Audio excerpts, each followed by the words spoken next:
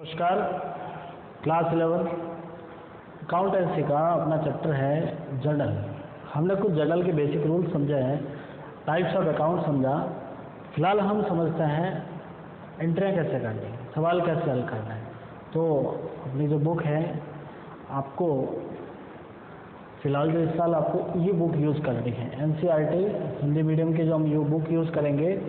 हाँ, इसी बुक का पेज नंबर निकालो आप लोग, यदि आपके पास बुक है तो 99 पेज नंबर पे आपका क्वेश्चन नंबर 11। हम यहाँ से ये वाले क्वेश्चन ट्राई करेंगे, यहाँ से सारे जनरल एंट्रीज हमको करने की कोशिश करते हैं। एक बार हम क्वेश्चन को पूरा रीडिंग लगाते हैं, उसके बाद इसको सॉल्व करेंगे। देखिए आपका क्वेश्चन कहता है, सबसे पहले आपको लिखा हिमांशु की पुस्तक में निम्नलिखित लेन देनों को रोज नामचा प्रविष्टियाँ कीजिए। रोज नामचा का मतलब होता है जनरल एंट्री।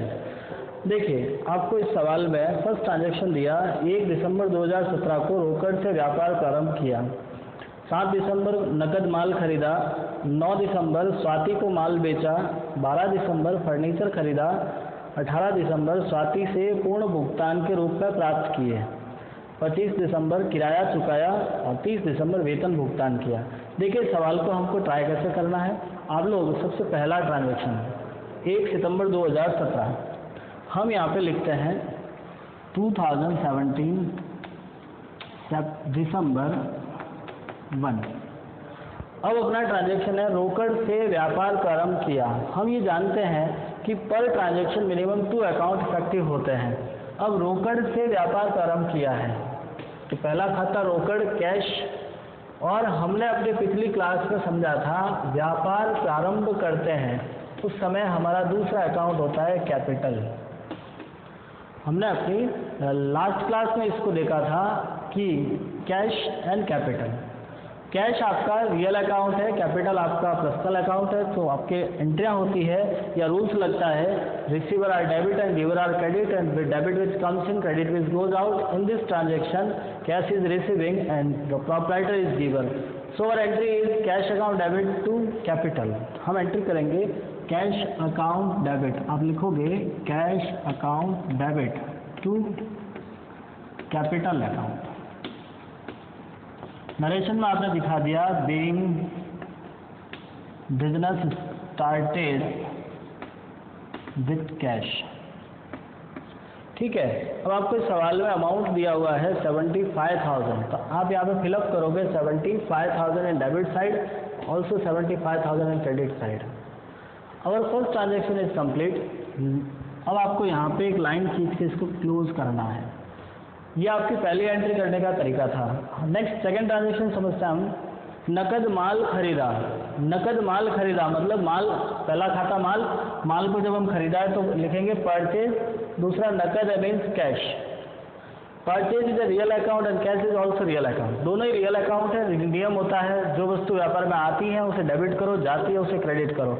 जब आपने माल खरीदा है तो माल आ रहा है, कैश जारी है, तो एंट्री करोगे आप लोग। आपकी डेट है आपके पास में 7 दिसंबर। अब आपकी डेट लिखने का तरीका ये रहेगा दिसंबर 7 purchase account debit to cash. ठीक है, purchase account debit to cash. Amount है आपके पास में 10,000। आपने 10,000 फिलअप कर दिया। नरेशन लिखोगे बीइंग गुड्स परचेज्ड।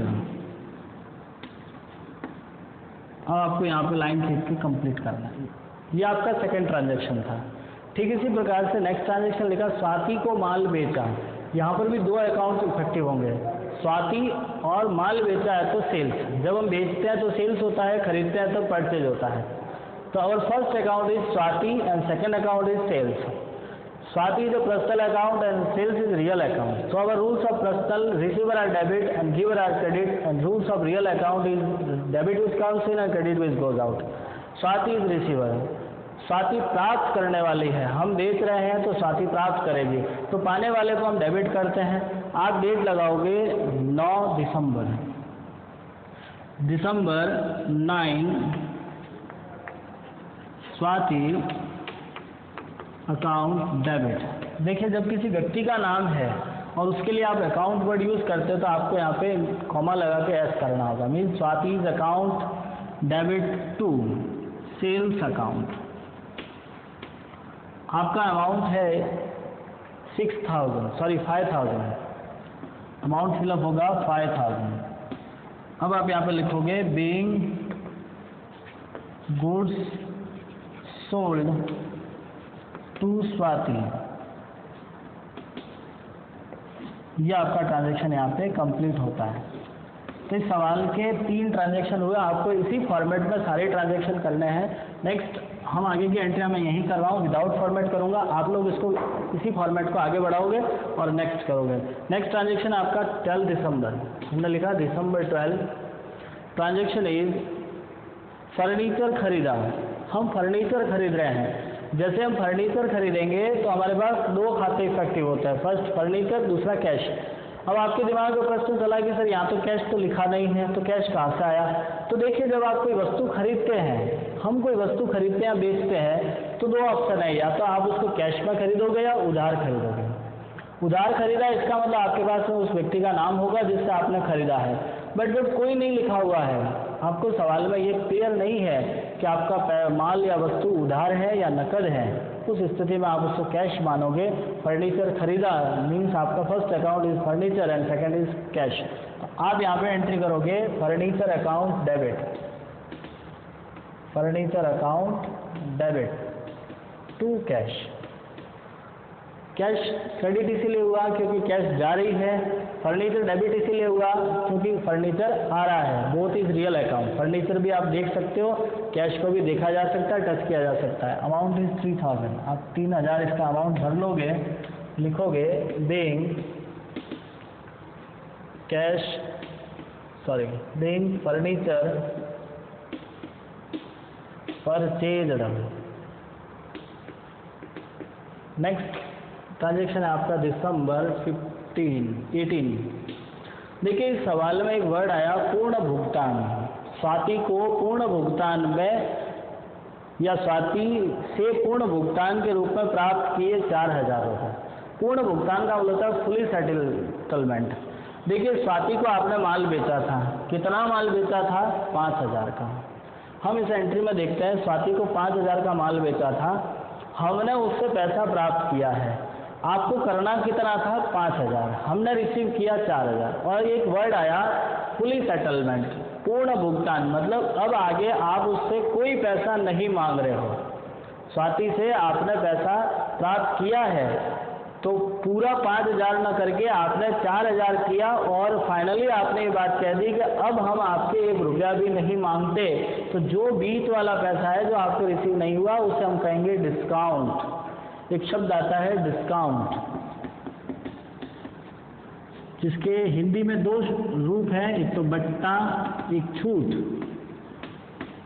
आप अपने डेटर्स को, अपने कस्टमर को डिस्काउंट देते हैं।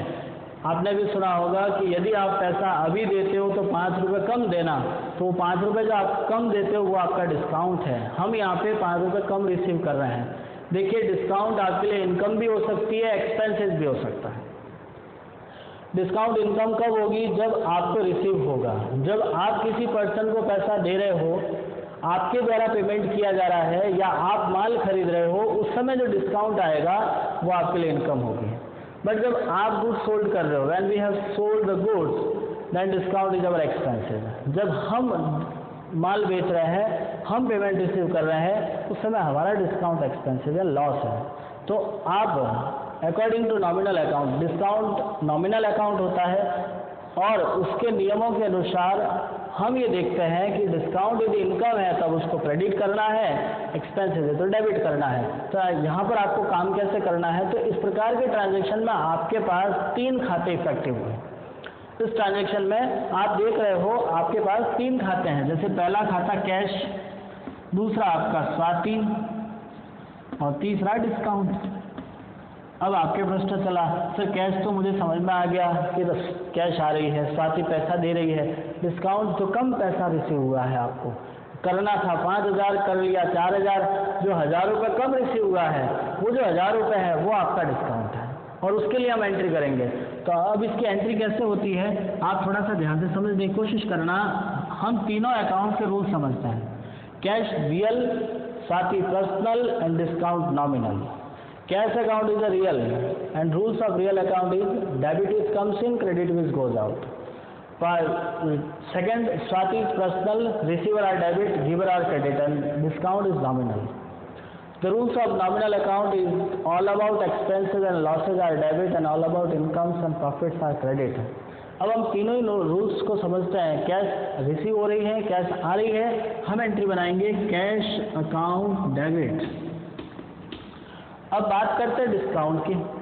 डिस्काउंट हमने दिया है क्योंकि हमें पैसा रिसीव करना था 5000, हमें मिला 4000, 1000 रुपये कम मिला है, लॉस है, हमारा खर्चा है और सारे ही लॉस डेबिट करते हैं। Discount account debit to Swati.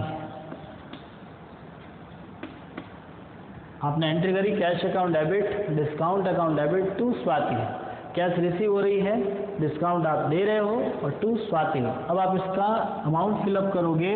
4000 cash पे रिसीव हुआ, 1000 रुपये आपका डिस्काउंट का है, 5000 टोटल स्वाति में है। बीइंग कैश रिसीव्ड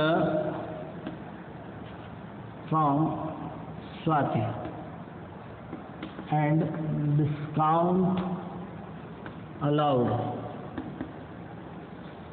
आपने नरेशन में लिख दिया being cash received from Swati and discount allowed. चलिए नेक्स्ट ट्रांजैक्शन देखिए। आपको जो हम ट्रांजैक्शन करवा रहे हैं, समझा रहे हैं, यदि किसी प्रकार की समस्या आपको फील होती है, एंट्री समझ में नहीं आती, तो आप हमें ज़रूर लिख कर भेज दीजिएगा, हम आपको समझाने की कोशिश करेंगे। नेक्स्ट, किराया चुकाया। किराए को आप इंग्लिश में रेंट बोलते हो। Rent is our nominal account, खर्चा है। चुकाया मतलब पेमेंट दिया है, पेड हुआ है। तो आप एंट्री करोगे दिसंबर 25 की rent account debit to cash. अब रेंट आपने पेमेंट किया है 1000 रुपये, आप एंट्री करोगे बीइंग रेंट पेड। ये आपका ट्रांजैक्शन हो गया। नेक्स्ट आपका है वेतन चुकाया। देखिए वेतन को आप सैलरी बोलते हैं। Salary is also nominal account, salary भी नॉमिनल अकाउंट है। तो उसके लिए भी आपको एंट्री करनी है दिसंबर 31st समथिंग 30। आप ट्रांजैक्शन करोगे रेंट सैलरी अकाउंट डेबिट, क्योंकि सैलरी भी खर्चा होती है, टू कैश। कैश यहाँ से जा रही है और इसका अमाउंट है आपके पास 1500 रुपये। आप यहाँ पे नरेशन लिखोगे बीइंग सैलरी पेड। देखिए ये आपका RBSC Hindi medium class 11 NCERT की बुक है आपकी, अकाउंटेंसी का, पेज नंबर 99 पे 11 नंबर क्वेश्चन था, न्यूमेरिकल 11 नंबर। ठीक है, हमने इसको आपको किया। आप ये क्वेश्चन आपको बुक से मिल जाएगा। आप इसका सॉल्यूशन के लिए एक बार इसका स्क्रीनशॉट ले लीजिएगा, क्योंकि हम इसी से रिलेटेड एक क्वेश्चन आपको दे रहे हैं। मैं भी बोर्ड पे लिख रहा हूँ, आप लोग वहाँ से नोट करके उसको कॉपी में सॉल्व कीजिएगा। अभी आप चाहिएगा तो इसका स्क्रीनशॉट ले लीजिए, मैं आपको 1 मिनट का टाइम देता हूँ। इसका आप स्क्रीनशॉट ले लो, नोटबुक में आप इसको लिख दीजिएगा। ये जो एंट्री मैंने इस तरह से लिखी है उसको भी आपको इसी फॉर्मेट में आगे करनी होगी। ठीक है, तो उम्मीद करता हूँ आपने इसका स्क्रीनशॉट ले लिया होगा। नाउ मैं आपको बोर्ड पे एक सवाल लिख रहा हूँ, उस सवाल को आप लिखिएगा, सॉल्व कीजिएगा और सॉल्यूशन के लिए आप हमसे कांटेक्ट कीजिएगा। आप होगा उसका सॉल्यूशन भेज सकते हैं। मैं आपके सामने कुछ ट्रांजैक्शन लिख रहा हूँ, उनको आप लिख दो, उनको सॉल्व करो और मुझे सेंड कर देना। उसके बीच भी आपको कोई डाउट आता है तो हम आपको समझा देंगे। जैसे हमने लिखा 2019 जनवरी 1 रोकड़ 40,000 रुपये से व्यापार प्रारंभ किया। जनवरी 5 माल खरीदा। जनवरी 6 सुरेश को माल बेचा।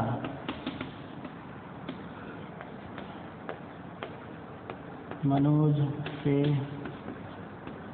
फर्नीचर खरीदा। जनवरी 12 सुरेश से पूर्ण भुगतान में 2500 रुपये प्राप्त हुए। जनवरी 24 वेतन चुकाया 1000 रुपये। जनवरी 30 मजदूरी चुकाई 2000। देखिए इस सवाल का आप एक बार स्क्रीनशॉट ले लीजिएगा, कॉपी में इसको सॉल्व करना और आप हमें सेंड कर सकते हैं। यदि किसी प्रकार की समस्या आती है तो आप हमें ज़रूर बताइएगा। धन्यवाद।